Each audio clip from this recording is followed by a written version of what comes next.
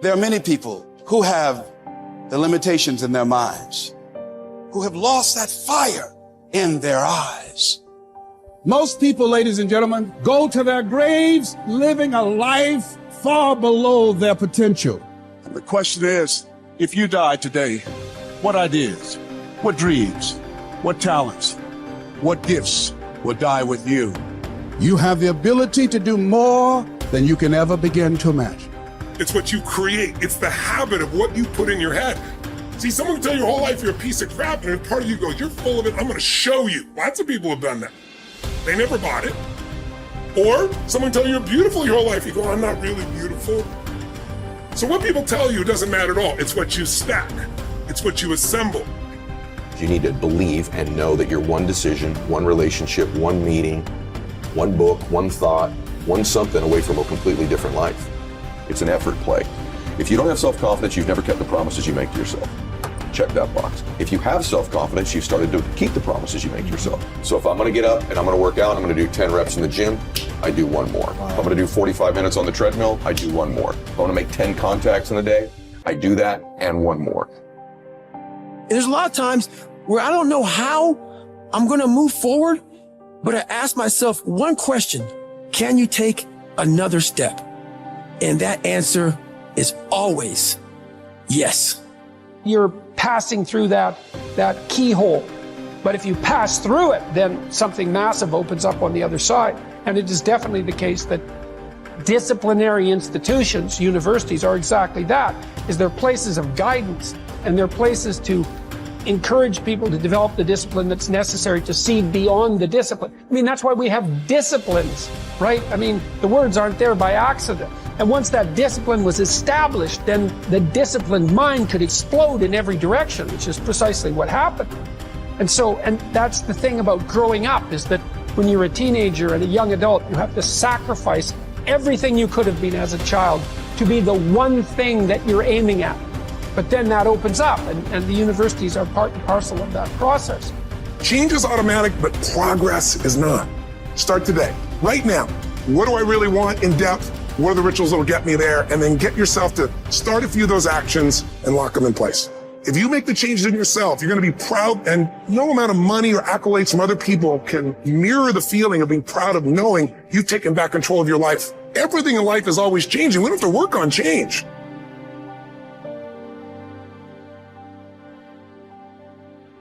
The major key to the good life. Every day in 1,000 different ways, we are trying to improve ourselves by learning how to do things. We spend a lifetime gathering knowledge in classrooms, in textbooks, in experiences. Now, if knowledge is power, if knowledge is the forerunner to success, then why do we fall short of our objectives? Why, in spite of all our knowledge and in spite of our collective experiences, do we find ourselves aimlessly wandering, settling for a life of existence rather than a life of substance? There may be many answers to this question. Your answers may be different than your associates or your spouses or your friends. The fundamental answer is the absence of discipline. Applying all that we know. Discipline. Self-discipline. We might add one more word here: consistent. Consistent self-discipline. It doesn't really matter how smart you are or how much you know if you don't use it. And once you're disciplined, like you're like a sharpened sword, man, like a well-tempered blade, and then you can go out there and operate in the world. The reason that discipline is necessary is because you're a mass of competing short-term interests. And so the question is then, well, which short-term interests should win out? And the answer to that is none of them. They need to be organized into a hierarchy that makes them functional across time and across individuals. Get it really simple, things you do right now to change your life. You can go to experience it that day, and then you get momentum. Day 1, day 2, day 3, day 4, and all of a sudden now what used to be hard to do is easy to do. And I think for anyone, you got to understand, anyone can learn anything.